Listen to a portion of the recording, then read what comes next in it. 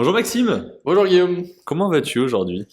Très bien, merci, toi. Eh ben écoute, ça va assez bien, hein, cette belle matinée, pas matinée, après-midi. Tu as perdu totalement la notion du temps. Est-ce Ah que ça c'est, c'est... est-ce que c'est grâce à toutes les méthodes de gestion du temps que tu arrives à aller plus en profondeur dans ta productivité et que tu en perds la notion du temps? Alors sache que c'est pas du tout lié à ça, c'est lié au fait que j'habite en ville. D'accord. Voilà, donc aujourd'hui on est là pour ça justement, pour Donc, parler de ce sujet qui touche beaucoup de personnes, la vie en ville et la vie à la campagne, comme vous l'avez deviné ou pas, tout simplement parce que ou vous pas. avez vu déjà la partie 1, dans ce nouvel épisode de Savoir en deux podcasts, on va parler des villes et des campagnes. Exactement. Et on parle Alors pas de campagne marketing. effectivement on n'en parle pas du tout, hein. Non, vraiment pas. Non, non, on n'est pas expert là-dedans, on n'est pas expert non plus dans la ville ou campagne, mais on va quand même essayer d'amener quelques éléments, peut-être. Déjà, est-ce que tu aurais une définition pour la ville et la campagne? Comment définir ville ou campagne? Euh... Moi, j'ai envie de soulever quelque chose. Donc, j'y ai Vas-y, pensé pendant vas-y. mes recherches. Je me suis dit, mais à quel stade est-ce qu'on peut dire que c'est une ville ou pas? C'est ça. Moi, Je c'est pense, ça que je cherche à définir. tu vois, Et que j'ai regardé d'ailleurs. je pense que, alors je vais te donner mon opinion parce que je l'ai pas regardé. Je pense que une ville, on arrive au stade de ville, pas forcément, tu vois, les toutes petites villes avec peu d'activités, enfin, globalement pour moi, une ville, il faut qu'il y ait des transports en commun, une culture qui soit assez développée et qui ait quand même une densité de population qui soit assez importante. Pour moi, une ville, c'est ça. Alors après, assez importante, c'est subjectif, C'est ça, c'est clairement subjectif. mais globalement, c'est à peu près ça parce que je viens de la campagne, mais dans cette campagne, il y a une petite ville. Mais pour moi, cette petite ville, c'est pas vraiment une ville, tu vois. C'est un grand 300 village, quoi. habitants. Non, non, non, c'est du 6000 habitants quand même, ce qui représente quand même quelque chose Pour d'assez moi, c'est une petite conséquent. ville. Mais Et pour la il majorité n'y a pas d'ailleurs de des transport en définisseurs. commun. Enfin, c'est très mal desservi, voire pas du tout. Donc pour moi, du coup, je me dis, est-ce que c'est vraiment une ville, tu vois? Ouais, pour moi, c'est une ville à partir du moment où tu pourrais faire tout ce que tu as à faire dans ta vie, que ce soit en termes d'enseignement, d'activité, etc., d'avoir suffisamment de trucs de divertissement dans le même espace, en t'approvisionnant, que ce soit en nourriture, enfin, bref, en répondant à tous tes besoins physiologiques, si on prend la pyramide de Maslow, tu sais, Je vois. se nourrir, etc., et puis après, on va dire quelques étages au-dessus, pour avoir un besoin d'accomplissement et être capable de travailler sur place, tu vois. À partir du moment où tu as ça dans ce même espace, pour moi, c'est déjà une ville parce que c'est un écosystème qui se suffit, entre guillemets, à lui-même, même si forcément, tu amènes de la marchandise d'autres villes alentours, etc. Mais Mais du coup, qu'est-ce que tu appelles la même surface, enfin dans le même secteur? Parce que quand tu es en ville, tu vas peut-être mettre ce qu'on disait dans le premier épisode, tu vas peut-être mettre 20 minutes pour aller à un point qui t'intéresse. mm, Peut-être qu'à la campagne, ce même point, tu vas mettre 20 minutes, mais juste tu vas pas du tout vivre à côté. c'est Donc ça. au final, dans le même secteur, dans la même temporalité, que tu sois à la ville ou à la campagne, tu vas peut-être pouvoir faire la même chose. Mm. Et au final, bah, à la campagne, t'es dans une campagne et à la ville, t'es dans une ville. Donc Ouais. c'est pour ça qu'une ville où t'as tout, bah en fait, t'as tout partout. Même à la campagne, t'as tout. Après, il y a des campagnes qui sont beaucoup plus excentrées que d'autres, où il faut faire de nombreuses minutes pour Mm. trouver le premier, Ouais, je pense que premier c'est point. pas facile à déterminer. En tout cas, moi, sur les résultats que j'ai trouvés, si on prend par exemple l'INSEE, donc l'Institut national des statistiques et des études économiques, donc ceux qui nous appellent, tu sais, pour nous faire des sondages, oui, bonjour, vous avez pensé quoi des élections et autres. Pour eux, c'est tout ce qui est je cite, surface continue, ah non, un espace continu dans lequel se trouvent plus de 2000 habitants. Ok. Donc, dans ma campagne, il y a une ville. Voilà, Il y en a qu'une, théoriquement, mais il y en c'est a une une. ville. C'est une ville. Ok. C'est pas une ville comme Lyon, Paris, Marseille, tu vois, les grandes villes. C'est une ville. Bah, il y a C'est ville et pas une métropole. métropole, voilà. Ouais, On a exactement. le même mot. Tu vois, c'est Ouais. pas une métropole, c'est une ville. T'as fait des recherches, toi, sur le sujet, non? Même pas. Ça m'est venu comme ça. Ok. Et puis, et j'ai un autre fait que j'ai trouvé, des autres chiffres, et qui vont peut-être permettre d'étayer un peu cette définition, où là c'est plus donc basé sur d'autres chiffres qui expliquent la répartition des habitants en France par rapport aux différents espaces. Et là, on va parler d'espaces urbains et d'espaces ruraux. Et donc, en fait, là, ce qu'ils expliquent, c'est qu'aujourd'hui, un tiers en France, un tiers de la population vit dans 601 communes, donc ce qui représente les plus grandes villes, on a Paris, Lyon, machin, etc., et d'autres villes alentours, et qui sont souvent du coup dans la même zone, qui constituent ces grandes métropoles. Ok. Donc sur 601 communes, ce qui est pas beaucoup, t'as un tiers de la population. Ouais, donc t'as 25 millions de personnes quasiment dans un tiers de la... C'est- Enfin, dans 600 villes. Ok. Ouais, c'est ça. Ensuite, dans 3000 communes, t'as un deuxième tiers. Ok. Donc là, on voit qu'on Petit arrive tiers, du là, coup hein. sur des communes qui sont Six mille habitants, quoi. ouais, voilà, plus sur qui sont moins denses en fait en Ok. termes d'habitants. Et après, le reste, le dernier tiers, se situe dans 33 000 communes. Et si on fait une moyenne, c'est 33 000 communes pour avoir du coup, comme tu dis, à peu près 23 millions d'habitants. On est en fait sur 2100, 2200 habitants par commune. Si on fait la Ok. moyenne. Ok. Il y a plein de communes à 20 habitants et, Ouais, je vois, ouais. et plein à 6000, tu vois, peut-être. Mais Ok. voilà, si on fait la moyenne, on arrive sur 2200. Donc ça rejoint un peu ce qu'on avait pour avoir l'espace campagne. Et en fait, c'est là où on se rend compte que dans la campagne, c'est des villes. Mm. En fait, c'est là où je pense qu'il faut réussir à faire un peu le parallèle, où c'est pas parce que tu es en campagne que tu es dans un hameau où il y a une personne tous les 10 kilomètres. Ouais, bien On sûr, parle bien sûr. vraiment d'un endroit où juste tu as une ville, mais c'est à une bien moindre échelle. C'est-à-dire que t'es pas dans des immeubles, t'es pas sur des maisons qui sont mitoyennes, collées, qui partagent les mêmes murs. Tu vois, c'est là où là, il y avait une autre définition qui était expliquée sur le fait que tu as une déconstruction des structures humaines dans les campagnes, à l'inverse que dans une ville, quand tu te balades dans ta rue, on peut dire que la structure créée par l'homme est la même tout le long, elle est continue, c'est-à-dire que Ouais. tu as un trottoir, enfin tu as une route, un trottoir, un immeuble, Bah, de toute un façon, t'as trottoir, des lois, etc. En fait, enfin, ça continue toujours. il y a des obligations pour le faire, notamment sur l'urbanisme, par exemple, qui te disent, ben voilà, là, dans tel secteur, tu as le droit d'être à tant de mètres de la route, du trottoir, Mhm. etc. Par exemple, tu dois t'aligner avec tous les autres bâtiments, donc si jamais tu construis, tu dois faire quelque chose de continu. Et c'est ce que tu dis, du coup, c'est qu'à la campagne, il n'y a pas du tout ça, t'as pas Bah, de... d'une, t'as pas ces règles-là, mais c'est surtout que tu as une coupure en fait entre les différentes constructions. Il y a un moment où Il y a des t'as un champs. champ, tu vois, t'as un champ, t'as un espace vert, t'as quelque chose qui est bien plus grand et qui coupe et ça fait pas en un bloc. Si tu prends une photo à l'instant T dans une ville, tu vois quasiment que de la construction humaine, tu vois, Ouais, bien sûr. que ce soit béton, etc., les murs.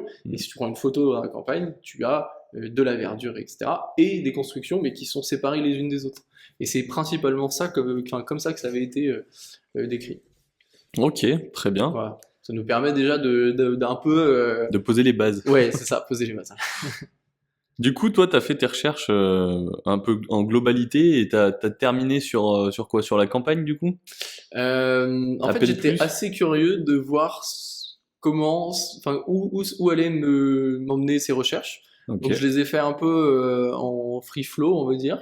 ok. Sans Pour voir, objectif derrière, ouais, c'est sans... ça. Ok. Essayer de rester le plus objectif possible parce qu'on en a parlé dans l'épisode 1, dans la partie 1.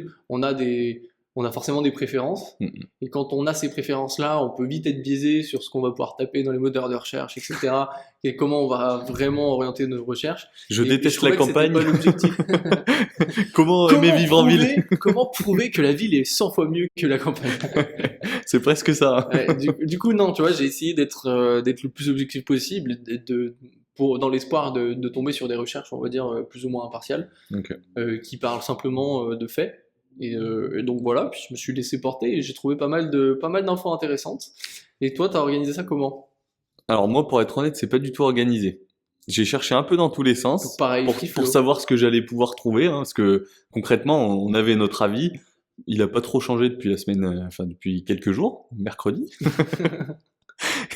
Et alors, moi, j'ai été assez surpris par ce que j'ai trouvé dans ma première recherche. C'est que j'ai vraiment tapé, par exemple, les différences entre la ville et la campagne, tu vois. Et en fait, dans tous les articles qui ressortent, vraiment quand je dis tous, c'est les 10 premiers, les 10 plus importants, Mhm. c'est 9 sur 10 des agences immobilières Oui, ou des comparateurs de crédit ou des banques ou des choses comme ça.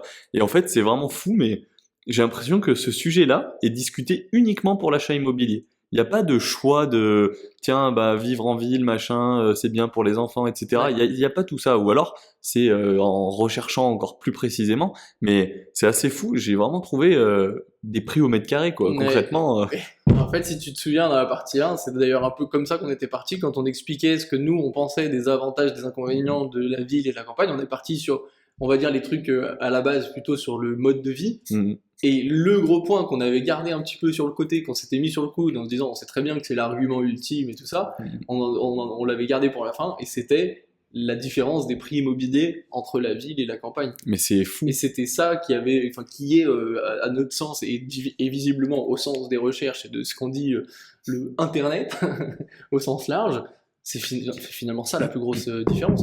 C'est qu'en fait, en campagne, c'est bien moins cher et que finalement, ça s'inscrit dans une sorte de cycle de vie Mm, où il arrive un moment où quand tu commences à créer une famille, bah, tu pars vivre en campagne et tu profites de l'argent et de la situation que tu as avec un bon salaire, etc. pour financer ta maison et tout ça. Enfin, c'est, mm, mm. on va dire, le cliché entre guillemets de la vie traditionnelle française, celle qu'on le connaît. Je sais pas si c'est la même chose dans les autres pays.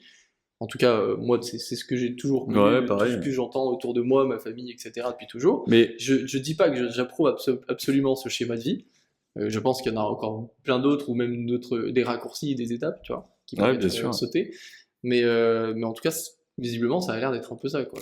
Et j'ai un truc à rajouter, justement, tu parlais de cycle de vie. Euh, Globalement, donc de ce que tu as expliqué et de ce que j'ai trouvé aussi, il y a à peu près 30% des personnes qui vivent dans des endroits qui sont isolés, qui sont Ouais. vraiment des toutes petites communes, qui sont pas considérées comme étant des villes. Et ben, sur ces 30%, il y a seulement 12% qui sont actifs. Ça veut dire qu'il y a 18% de personnes qui sont à la retraite ou au chômage. Alors, j'ai pas trouvé si c'était l'un ou l'autre, mais globalement, il y a 18% sur les 30 qui sont inactifs. Donc ça en vient un petit peu à l'évolution de la vie, du niveau de vie et du cadre de vie.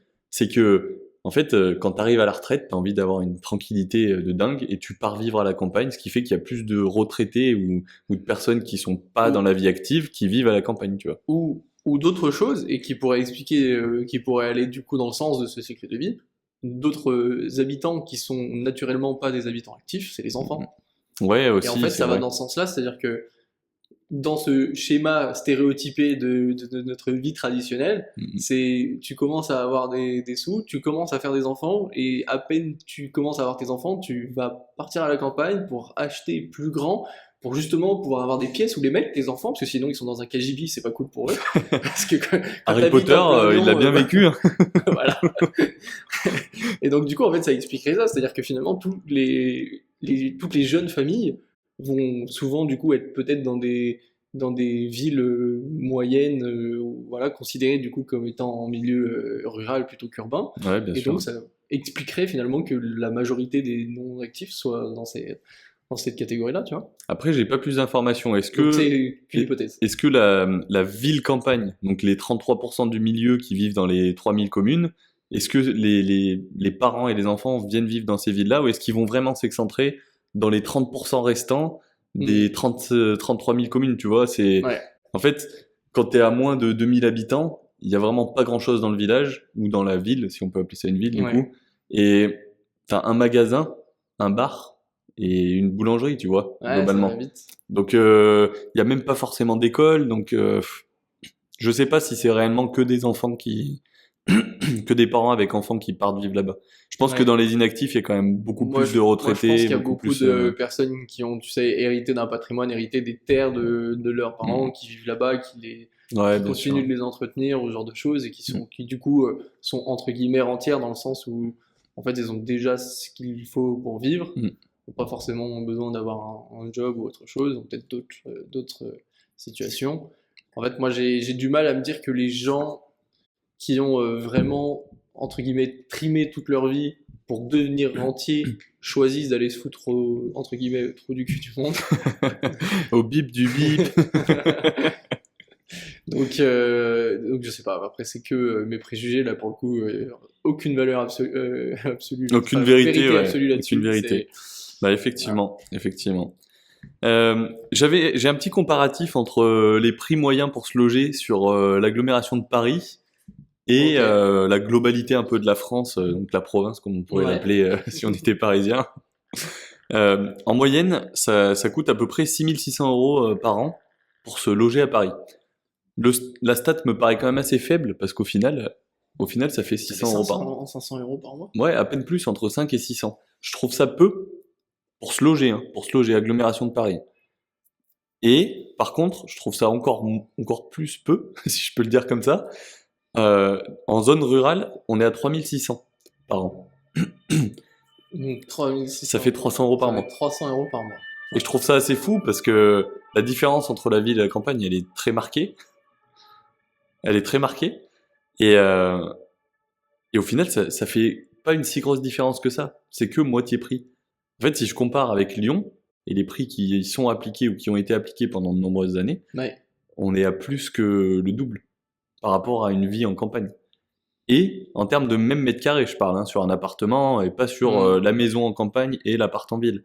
Parce que pour un appart en ville, des fois, t'as une maison en campagne. Ouais, après, du coup, si on sort du côté montant et qu'on se met plutôt sur un ratio, on peut dire que c'est 2 fois plus cher finalement. Ouais, facile. Parce que, bon, on est tous les deux perplexes sur le montant en lui-même, Ouais. peu importe qu'il soit vrai ou pas.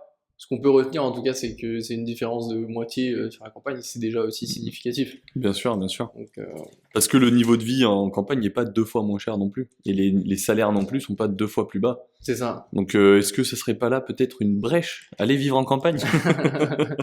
Peut-être. Alors- C'est un peu les conclusions hâtives qu'on peut faire quand on n'a eu qu'une partie des données. Effectivement, on n'a pas fini, hein. À mon avis, Ouais. on aura peut-être l'occasion de changer.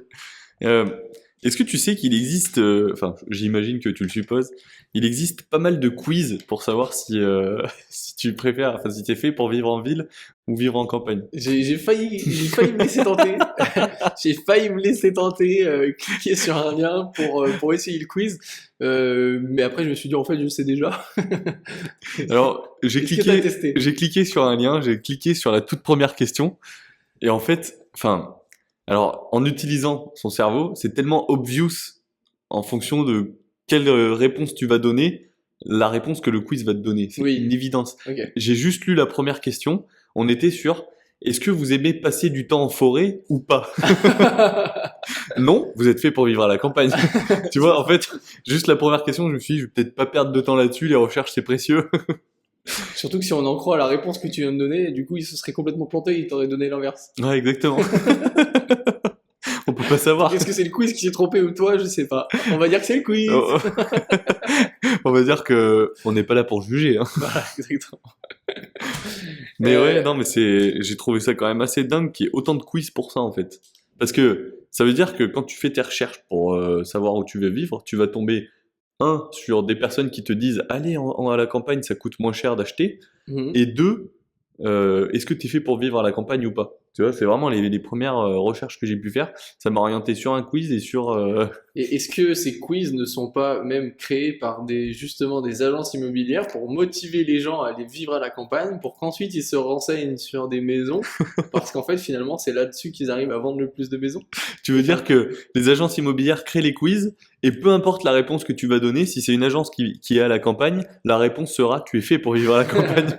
Peut-être. Ce serait pas un peu de la manipulation? Écoute, moi, de la façon dont l'économie a l'air de tourner, moi, ça me paraîtrait même pas si surprenant que ça. Moi, ça me paraît. Que... C'est même smart, j'ai envie de dire. Ouais, c'est très smart. Au final, peu importe la réponse que tu vas donner, mon petit coco, tu vas finir en période en budget. Voilà, et tu vas m'appeler pour que j'ai ma petite commission. Alors, Guillaume, Dis-moi, Maxime. une des questions qu'on se posait, c'est quelle est finalement la répartition? Quelles sont les préférences des Français? Ok. C'est ça, un petit peu. C'est vrai qu'on s'est posé cette question, j'ai pas la réponse. Parce que nous, on était tous les deux un peu sur la même longueur d'onde. Disons que si on se base sur nos avis, 100% des Français préfèrent vivre en ville. Ouais, exactement. Mais bon, on n'est pas un sondage de l'INSEE, hein, Maxime. Ah, non. Puis en plus, c'est un échantillon trop petit. Ouais, c'est vrai, c'est vrai. Et donc, es-tu surpris si je te dis que 81% des Français préfèrent vivre à la campagne? Ok, je suis pas très surpris, hein. Ah ouais, Ouais, je suis pas très surpris. Parce que ça en revient à ce qu'on c'est disait, beaucoup, c'est c'est que 4 sur 5. ceux qui vont finir leur vie en ville, la plupart du temps, c'est ceux qui ont vécu et qui ont jamais connu autre chose, globalement. Et ceux qui viennent de la campagne, qui partent vivre en ville pour travailler, début d'année, etc., finissent par retourner vivre à la campagne. Et ceux qui sont à la campagne restent vivre à la campagne.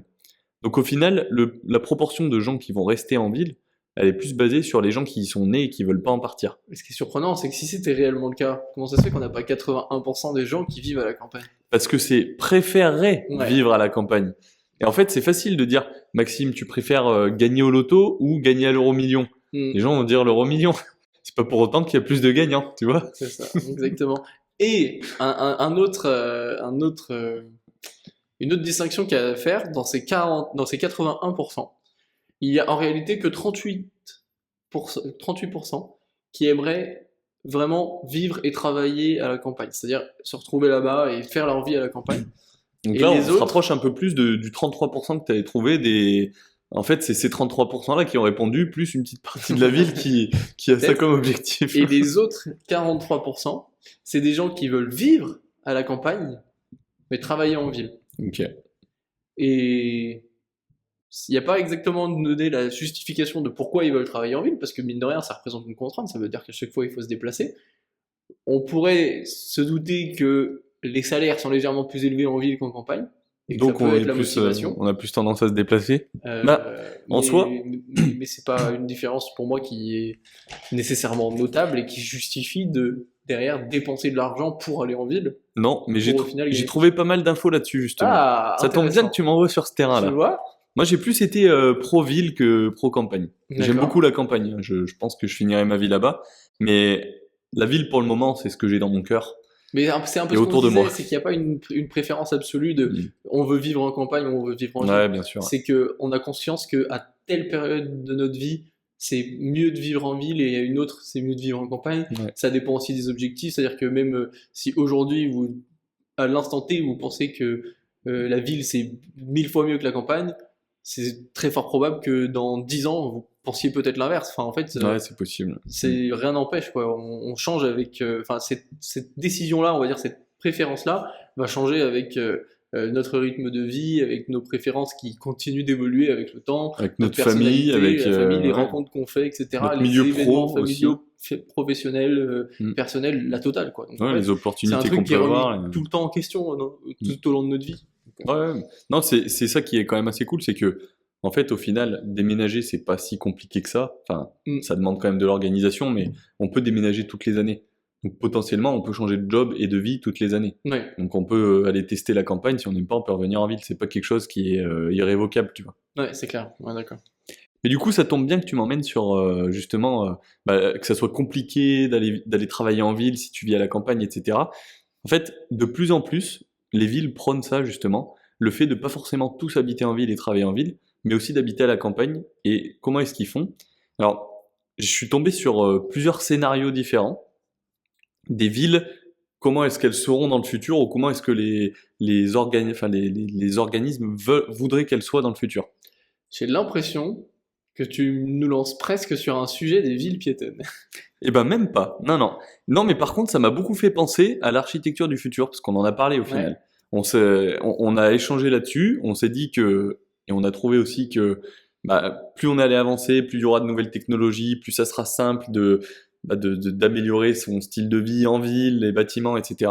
Et ben, j'ai été surpris que ça rejoigne quand même carrément le sujet ville ou campagne. Hmm. Surtout le sujet ville, en fait. Ouais. Dans le sens où il y aura de plus en plus de villes qu'on appelle économes. Ok. C'est-à-dire que tu as une ville où il y aura de moins en moins d'impact carbone. Alors comment est-ce qu'ils vont faire? Ils vont faire en sorte qu'il y ait de moins en moins aussi de voitures. Mhm. Donc nous, on est en plein dedans, on connaît assez bien ce sujet-là. Moins de voitures, beaucoup plus de transports, avec des meilleurs transports, parce qu'il n'y a pas juste des bus, il y a aussi des trams, des métros, mais, chose dont on n'avait pas forcément parlé, c'est aussi les trains. Donc ça rejoint ce que tu disais, c'est que on peut totalement vivre dans une ville à 20 minutes ou 30 minutes en train, et travailler, chose qui est bien faite en ce moment, Mhm. et travailler juste à côté de la gare. Pourquoi est-ce qu'il y a de plus en plus de sociétés qui mettent leurs bureaux à côté des gares? C'est pour faciliter justement la venue de leurs travailleurs qui vont pas forcément travailler en ville et vivre en ville. Ils vont travailler en ville et vivre à la campagne. Ouais. Et du coup, ça facilite quand même énormément parce que toi, tu vis dans ta campagne, tu es à 5 minutes de la gare, Tu vas à la gare, tu mets 20 minutes pour aller dans le centre-ville, ça veut dire qu'en 25 ou 30 minutes, t'es au boulot. En voiture, t'aurais peut-être mis 1 heure. Ouais. Et en fait, c'est ça que je trouve assez fou, c'est que certes, c'est compliqué de se dire que les personnes vivent pas là où elles travaillent, mais en même temps, c'est de plus en plus simple pour aller là où elles travaillent. C'est en ça que je te parlais de ville piétonne, parce que quand tu parles du fait de réduire les voitures, c'est là-dessus qu'on parle de ville piétonne, c'est en fait de transformer ta ville en quelque chose où les gens marchent et les seuls véhicules qui sont là, sont des véhicules, enfin des transports verts, comme justement tous les moyens de transport publics, etc. Et en fait, ça rejoint totalement ce que tu dis. Ouais, comme des tuk-tuk électriques. Je te jure que j'ai vraiment trouvé ça. Sympa, sympa, sympa. Ouais, ça reste des moyens de transport un peu futuristes, quoi, au final, parce que nous, on n'en a pas. Bon, on n'a pas de tuk-tuk tout court, mais ça reste des moyens de transport un peu futuristes. Du coup, je suis mitigé parce que ta réponse me lance sur autre chose. Je sais pas si je dois en parler tout de suite ou en faire une partie complète.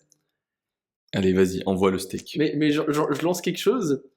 Tu parlais d'empreinte carbone, donc du fait que du coup les villes cherchent à réduire l'empreinte carbone, etc. Ouais. Mais est-ce que tu savais que finalement les habitants ont une moins grosse empreinte carbone quand ils vivent dans la ville que dans la campagne? Alors, pourquoi, du coup? L'effet d'échelle. Alors il y a beaucoup de raisons. Principalement, il faut savoir que 20% déjà de l'empreinte carbone des Français, c'est le transport, notamment les voitures. Ouais, c'est Automatiquement, si tu habites en ville, du coup, tu fais, entre guillemets, petite croix sur l'empreinte carbone liée aux voitures parce que tu as les transports, etc. Il y a toujours des personnes qui prennent la voiture, puis il y a quand tu vas à l'extérieur, etc. Mais grosso modo, il y a ça. Il y a le fait qu'il fait plus chaud dans les villes parce qu'on est tous concentrés, donc moins besoin de chauffage, Ok. donc moins de... Voilà. Le fait qu'on ait les bâtiments collés les uns aux autres, ça veut dire que pareil, il y a moins de déperdition de chaleur vers l'extérieur, donc pareil, moins besoin de chauffage, versus une maison toute seule dans la campagne où les 4 murs de ta maison donnent sur l'extérieur et du coup c'est super dur à chauffer. On connaît ça, tu vois. Donc il y a ces raisons-là qui sont déjà pas mal et qui justement expliquent qu'on consomme moins. Et c'est surprenant parce que tu vois, en fait, quand on y pense, ce qui pollue, c'est les villes. Donc on pourrait se dire, tu vois, être en ville, c'est contribuer à polluer. Alors que la réalité des choses, c'est que, ok, les villes polluent plus parce qu'il y a plus de monde, mais en fait, la pollution par habitant est moindre que ça. C'est ça. Et du coup, comme il y a énormément d'habitants, la proportion fait que ça pollue beaucoup plus. Ouais, c'est ça. Donc même si des habitants polluent moins, s'il y en a 10 fois plus, ils polluent peut-être 3 fois plus. La question, c'est est-ce que s'il y avait le même nombre d'habitants, mais répartis de façon, on va dire, proportionnelle sur toute la France, donc uniquement quasiment du milieu rural, que chacun a sa maison isolée, est-ce qu'on consommerait pas plus? Parce que du coup, là, tu imagines, plutôt que d'avoir, typiquement comme moi, qui ce mois-ci, a eu la chance, on est en mois de février, hein, j'ai eu la chance de ne pas avoir à mettre de chauffage chez moi parce que j'habite dans un immeuble, donc tu as peut-être une personne à côté qui va chauffer ou pas, mais même vu qu'on a moins de surface vers l'extérieur, c'est mieux isolé, etc. Donc moins besoin de chauffer. On est en ville, donc il fait plus chaud. Le peu de lumière qui rentre dans les fenêtres, ça chauffe et ça reste dans la journée. Fin de l'histoire. Si imaginons que toutes ces personnes, c'est-à-dire qu'on parle du coup d'un tiers de la population qui sont concernés par plus ou moins ce cas de figure, devaient là être dans des maisons où ils doivent chauffer tous les jours finalement pour avoir une température suffisamment correcte en février, peut-être que là, la consommation et l'empreinte carbone augmenteraient drastiquement. Je suis pas forcément d'accord avec toi. C'est une question, c'est une hypothèse, c'est vraiment aucune idée. Je vais essayer d'y répondre comme je peux. Je suis pas forcément d'accord dans le sens où, quoi qu'il arrive, tu as un bâtiment. Ton bâtiment, il y a forcément toutes ses faces qui seront vers l'extérieur. Ou du moins, il y a toujours des faces qui seront vers l'extérieur du plus possible. Donc même si tu as des voisins toi autour de toi et que toi tu chauffes pas, peut-être que tes voisins eux chauffent pour deux au final parce qu'ils ont de la déperdition dehors, et ils ont de la déperdition de ton côté parce que toi tu chauffes pas et que ça vient pas compenser. Donc autant peut-être que ton voisin il surchauffe et que toi tu ne chauffes pas du tout. Tu vois ? Ouais. Ce qui fait que dans un bâtiment, tu as peut-être des personnes qui vont pas chauffer et d'autres qui vont chauffer pour tout le monde. Oui, sauf que Un contre-argument serait que la majorité du chauffage qui se trouve dans, on va dire, dans les immeubles, pourquoi les immeubles seront jamais nécessairement froids quand les gens y vivent, c'est pas parce qu'il y a quelqu'un qui met le chauffage, c'est parce qu'on vit dedans. Donc en fait, tu as toutes ces chaleurs corporelles, toute la chaleur de tous les appareils électroniques, etc. Ouais, bien sûr. Ancien geek, tu sais très bien que t'as pas besoin de mettre le Ça chauffage chauffe une console. dans ta chambre quand tu geeks, tu Ouais, vois. bien sûr, bien Et en sûr. fait, tout ça fait que ça veut pas nécessairement dire qu'il y en a un qui chauffe pour deux, tu vois, si t'es à côté. Ça veut aussi dire que dans tous les cas, le fait d'être agglutinés les uns aux autres, on va mieux utiliser la chaleur et avoir moins de déperdition. Un peu comme les pingouins qui se mettent les uns contre les autres Ouais, pour bien se sûr, chauffer, bien tu sûr. vois. Indirectement, c'est un peu la même analogie, tu vois, je pense. Mais du coup, Mais bon, à quelque chose près, et c'est tout ça n'est que supposition. c'est drôle parce qu'on part vraiment sur l'architecture là. C'est vrai. Encore. Non, c'est un sujet qui est intéressant. Alors après, l'avantage, c'est que à notre époque, on a quand même beaucoup de normes qui sont mises en place sur toutes les nouvelles constructions, les rénovations, etc. Mhm. Et notamment tout ce qui est les DPE et autres, qui plus ils vont être mauvais, moins on sera capable de louer ou non. Ouais. Euh, En fait, grâce à ces normes-là, le fait de vivre à la campagne, si tu respectes ces normes, tu auras moins de déperdition que si tu avais un appartement qui, c'est une passoire thermique, en ville.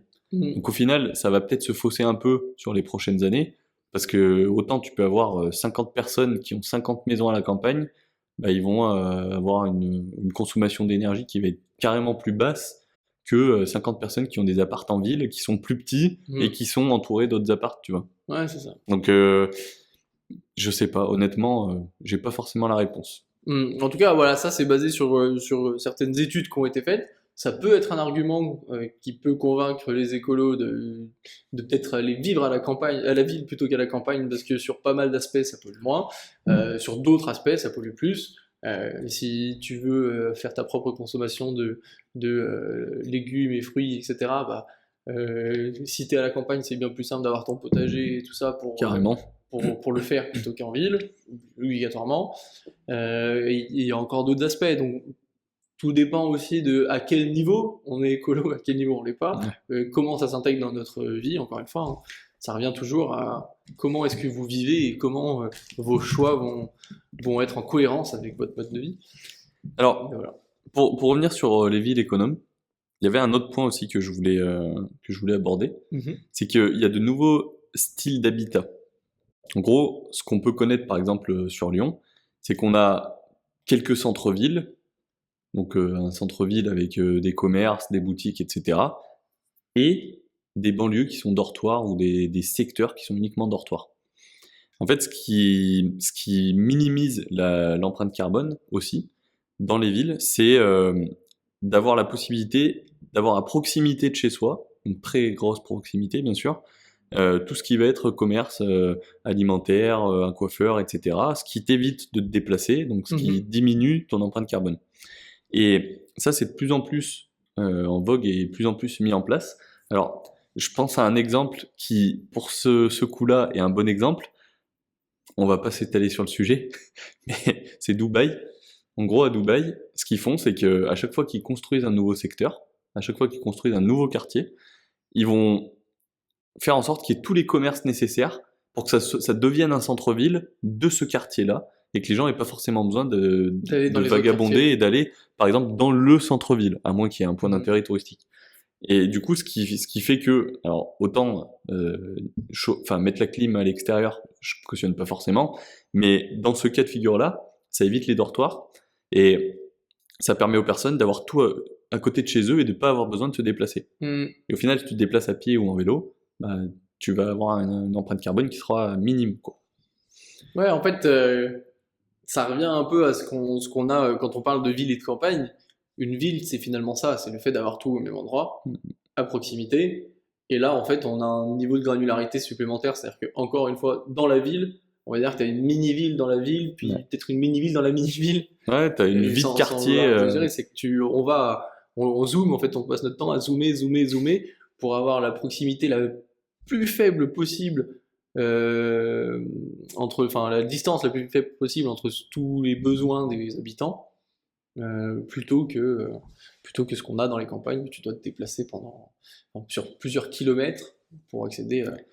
à ce que tu veux, quoi. Donc au final, si on doit se baser là-dessus, Si on se base que là-dessus, pour l'instant, jusque-là, so far, ouais, comme on dit, la ville est la grande gagnante. ouais. Non, je suis assez d'accord, je suis assez d'accord. Et donc, d'ailleurs, j'aimerais refaire une petite liste des avantages et des inconvénients. Là, je vais parler uniquement de la ville, à proprement parler, pour qu'on, entre guillemets, confirme ce qu'on avait plus ou moins supposé dans la partie 1.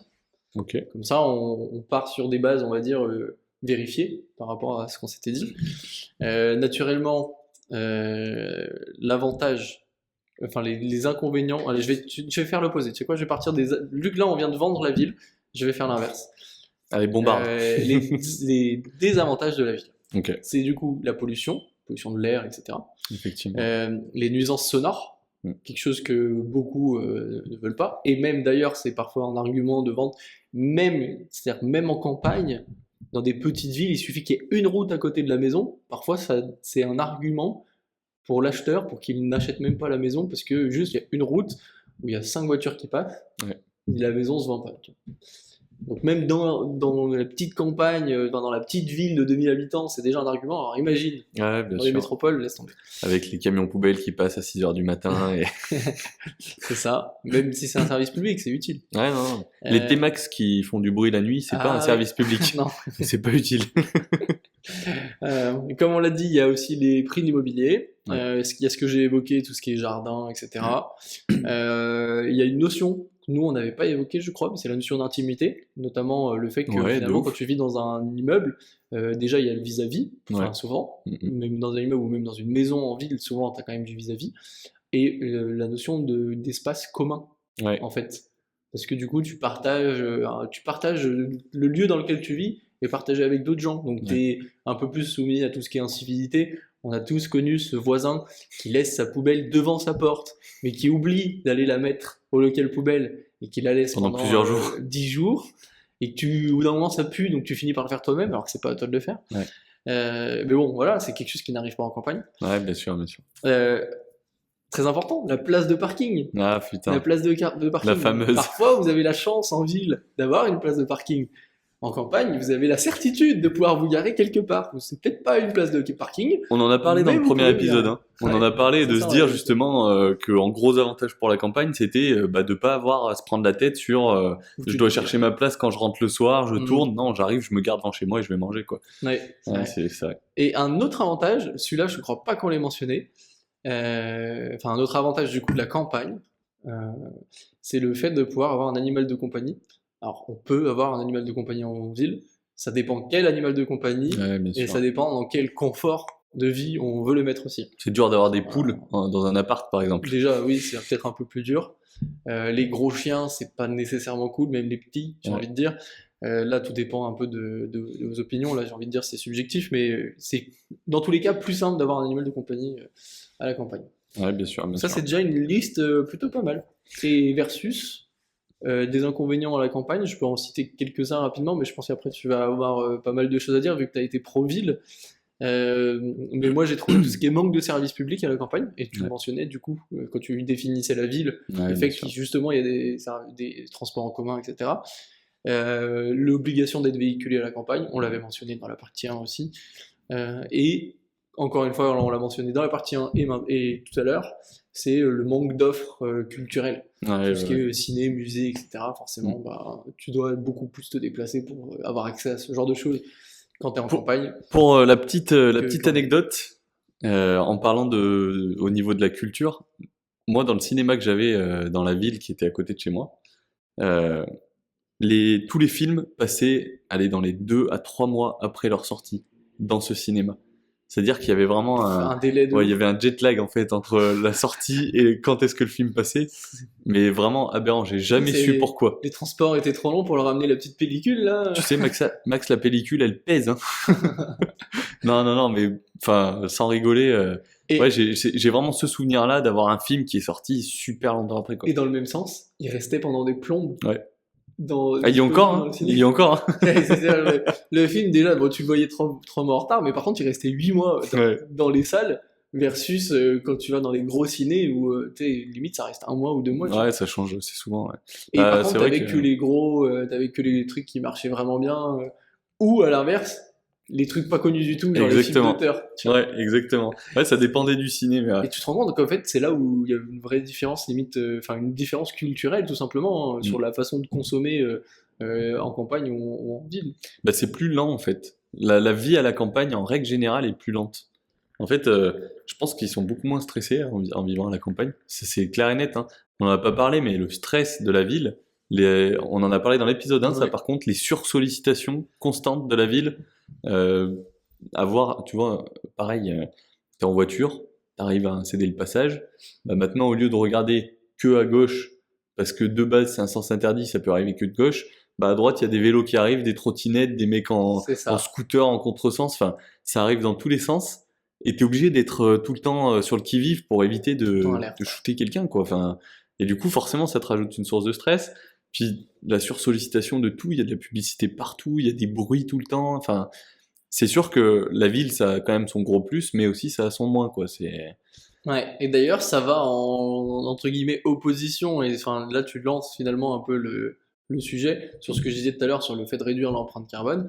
En fait, il y a une autre étude qui justifie que la majorité des gens qui vivent en ville ont plus tendance à voyager loin et donc consommer, que ce soit en avion ou en prenant la voiture et tout ça, que les personnes en campagne, parce qu'elles en ressentent plus le besoin.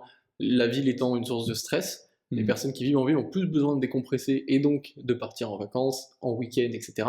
Donc finalement finissent par consommer plus par rapport à ce qu'elles avaient entre guillemets économisé tout au long de leur vie. Et alors que bah, typiquement une personne qui est à la campagne, si elle a besoin de silence, elle en a déjà chez elle. Ouais. Elle n'a pas besoin de, Elle va à 5 elle a minutes pas dans la besoin, forêt. Et...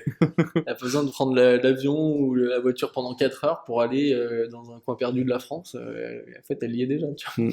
Non, non, mais c'est clair et Donc net, ça c'est clair et rejoint net. un peu ce qu'on disait. Et je peux comprendre. Alors, j'ai deux petits, enfin un dernier point, et après je vais partir sur deux fun facts que j'ai pu trouver. Ok, ouais, Compliqué de trouver des fun facts sur la ville et la campagne, quoi. je suis surpris, vas-y. C'est J'ai uniquement sur hâte. la ville. Donc, on a aussi en ville, c'est pour ça que c'est assez intéressant. Alors j'ai regardé un film il y a pas longtemps là-dessus, sans forcément savoir ce que c'était, mais c'est la construction d'éco-quartiers. Mhm. Donc concrètement, ce qui est bien à faire, c'est souvent de transformer une zone désaffectée, abandonnée, une ancienne usine, ou tu vois, enfin, un secteur où plus personne ne va pour aucune utilité, et de l'aménager pour pouvoir mettre à l'intérieur le plus de personnes possible, dans les meilleures conditions possibles, avec, bah, on en parlait par rapport à Dubaï, à avoir des centres-villes, des proximités, c'est de créer en quelque sorte un village dans la ville, ou une petite ville dans la ville, avec une autonomie sur certains points, comme par exemple des panneaux solaires, des choses comme ça, la récupération de l'eau de pluie aussi, Mhm. essayer de limiter l'utilisation des voitures, donc d'avoir tout le temps tout à proximité, faire des baisses de dépenses énergétiques aussi, construire avec les nouvelles normes, tu vois, on en Ouais, parlait bien tout à sûr, l'heure, ouais. donc respecter les normes de construction. Qu'est-ce qu'on a? On a aussi moins de déchets, parce que du coup, ben, par définition, le fait d'avoir un éco-quartier, les magasins ou les épiceries qui vont être dedans vont peut-être être un peu plus bio, les emballages vont être différents, donc on crée moins de déchets. Mhm. Et en fait, ça peut être potentiellement le futur de la ville, de chaque quartier, arriver à en construire de partout, et avoir en quelque sorte sa petite campagne à la ville, tu vois. Ouais. Et ça, j'ai trouvé ça assez intéressant. Et c'est marrant que tu parles de déchets. Finalement, moi, ça me fait penser à un petit point que j'avais vu et que je n'avais pas nécessairement mentionné, qui est le fait que, de façon naturelle, étant donné qu'on a moins d'espace en étant en ville, souvent parce qu'on, comme on avait dit, c'est plus cher, donc Mhm. avoir ton logement, bah, ton logement est souvent plus petit. Bah, du coup, ça a créé aussi moins, enfin, ça réduit l'incitation à consommer, que ce soit des meubles, etc. Et en accumuler, que ce soit des meubles, de l'électroménager et tout ça. Et donc ça réduit aussi les déchets. Ouais, ouais, c'est pas faux, j'avais Et pas vu ce d'ailleurs, terme-là. si tu le, moi j'étais tombé sur quelque chose il y a très très longtemps, sur le syndrome de Diogène. Ok. Tu sais, le fait de Ouais, je conserver les vois. Ouais. déchets. Et en fait, il y avait une statistique assez intéressante, je me souviens plus du chiffre exact, je me souviens que c'était plus important en campagne. En fait, il y avait plus de personnes qui ont ce syndrome-là en campagne qu'en ville.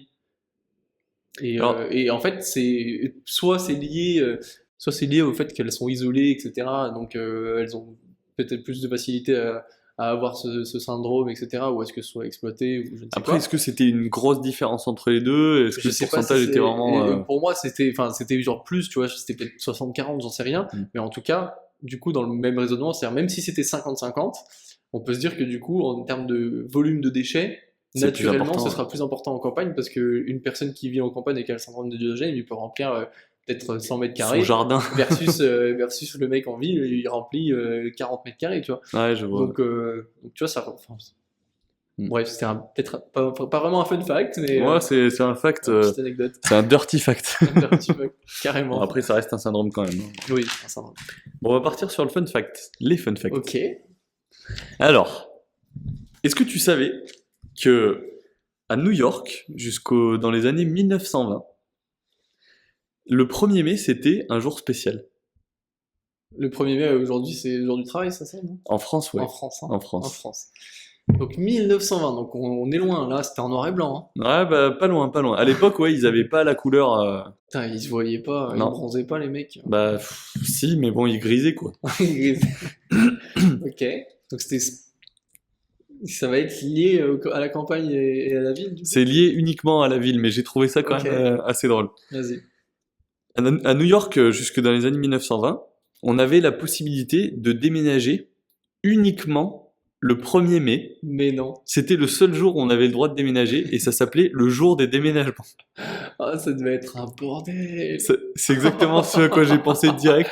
Et en fait, à l'époque, il n'y avait pas de voiture. C'était pas du tout. Ouais, c'est vrai, finalement. C'était pas courant. Mais il y avait des chevaux et des chariots partout dans la ville. Bah oui, en fait, finalement, c'était plus ou moins la même chose. C'était les mêmes bouchons, mais c'était des bouchons de chevaux. Plus lent. Ça puait le crottin de cheval. Mais du coup, j'ai trouvé ça quand même assez fou de se dire que un jour, il y a un mec qui s'est dit: oh, j'ai une méga bonne idée. Venez, on fait tous les déménagements le même jour. Ah ouais, c'est... Quand tu vois ce que ça représente comme quantité de boulot, quoi. Bah, et surtout que nous, quand on déménage, on est content de pouvoir faire ça sur un jour où Où il il n'y y a a pas trop de personne circulation. un dimanche. Ouais, c'est ça. Donc t'imagines que eux, c'est le pire jour, le jour où il y a le plus de circulation, c'est le jour où ils font leur Ça déménagement. devait cartonner les Airbnb à cette époque. Et c'est pas un mauvais jeu de mots avec les cartons de déménagement. T'inquiète.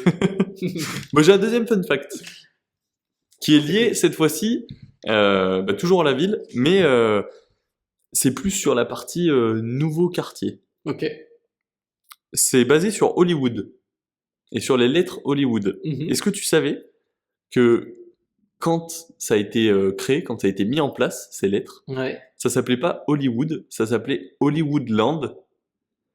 J'ai vu ça, mais je sais pas ce qui est derrière. Jusqu'en 1923, donc en 1923, ils ont posé les lettres Hollywoodland comme ça sur la colline. Est-ce que tu sais pourquoi? Non, pour montrer où est-ce que, enfin pour mettre le nom de la ville en grand, nous on le met sur des petits panneaux à l'entrée des routes. Ils voulaient le mettre en grand. Je sais pas. Eh ben pas du tout, en fait c'était un futur quartier. C'était la construction d'un futur quartier. Et en fait c'est pour ça qu'il y avait ces lettres-là, c'était pour attirer l'attention. Ils sont crus dans les Sims où tu sais quand t'es sur les Sims, genre tu prends ta zone et genre tu peux nommer la zone même s'il y a encore pas de maison dedans. Et en fait ils ont C'est ce fait qu'ils ça. ont fait. Ils ont mis le nom en grand. Les Sims se sont basés là-dessus, sur cette histoire. Ah. Mais du coup, j'ai pas terminé mon fun fact. En 1949, soit 26 ans après, il y a le Los Angeles Parks and Recreation Department. Je sais pas pourquoi le département de la récréation, va savoir. C'est pas la récréation comme on l'entend. Hein. C'est la recréation. Non. Ils ont décidé de détruire les lettres, parce que du coup, bah, ça polluait visuellement dans le parc. Et en fait, la ville a réussi à ne faire enlever que les lettres Land Ok. et de conserver du coup Hollywood, et ça restera comme ça. C'est pas du tout prévu que ça soit détruit, mais du coup, ils C'est ont enlevé fou. une partie des lettres. Et c'est quoi les arguments qu'ils ont avancés pour enlever que Land? Ils font ce qu'ils veulent, c'est eux la ville. C'est ça les arguments qu'ils ont avancés. Ouais, mais Pourquoi il y a s'ils plein de faisaient ce pistes qu'ils cyclables dans la... S'ils faisaient ce qu'ils veulent, ils auraient pu du coup laisser les quatre Mais lettres. Hollywoodland et Hollywood, c'est quand même... ça n'a Bah, pas la même intonation. Hein. Ça a pas la même intonation. Pour nous, parce que ça maintenant, existe. aujourd'hui, on sait ce qu'est Hollywood. Du coup, il y a toute l'image qui est derrière. Mais ça se trouve, si c'était resté Hollywoodland, aujourd'hui, on parlerait d'Hollywoodland, Ouais. Hollywood. Mais peut-être qu'il y a un mec qui On a été dirait, visionnaire à l'époque. On dirait les gens, putain, je suis allé sur Hollywoodland Boulevard. Oh, t'as vu les lettres Hollywoodland? Ouais, ça le fait un peu moins quand même, tu vois. Ouais. Mais ouais, donc voilà, Pas c'était mes 2 fun facts que j'ai trouvés sur la ville du coup. J'en ai pas sur la Intéressant. campagne malheureusement. La campagne c'est pas fun. Intéressant, c'est pas mal. C'est pas mal, et en plus de ça, ça fait une bonne fin par rapport à moi ce que j'ai pu trouver sur les recherches. J'ai pas grand chose à rajouter. Ouais, pareil. Franchement, là, pour conclure, hein, encore une fois, c'est ce qu'on a dit depuis le début, dépend de votre mode de vie et de vos envies, de vos préférences. Euh, Est-ce qu'il y a quelque chose à privilégier? Je dirais que, je dirais que pas forcément. Privilégiez-vous vous-même. Ouais, c'est ça. En fait, écoutez-vous. Hmm. Écoutez-vous, ça revient un peu sur ce qu'on dit souvent dans certains de nos Apprenez à vous connaître. épisodes, sur l'intelligence émotionnelle notamment, hein, Ouais. qu'on ressort à toutes les sauces, Ouais, non mais qui mais nous a marqué en même temps, c'est pour ça. il nous construit, Écoutez-vous. il nous construit. Hein. Exactement. Écoutez-vous et suivez votre instinct. Voilà. C'était le mot de la fin pour cet épisode, pour cette P2 sur ville ou campagne. Merci de nous avoir écoutés. On vous invite à partager à vos amis, votre famille, vous abonner si vous l'avez pas déjà fait, liker, commenter, la totale. Ouais, exactement, Euh, exactement. Identifiez-nous aussi. Dites-nous si vous vivez en ville ou en campagne. On Comme fera un ça, on sondage. fait un sondage et on verra si on a bien les 33% de chaque ville. Vous dites le nombre d'habitants qu'il y a dans votre ville et comme ça, on verra. On On pourra fera un comparer. sondage. On verra si leurs études sont vraies. Venez, on leur démontre qu'ils sont tort. Nous, il va nous faire une grosse commu là. Oh, un échantillon de 21 personnes, ça marche aussi, non? Bon, Bon, allez, à la semaine prochaine. c'était Guillaume et Maxime. À la semaine prochaine.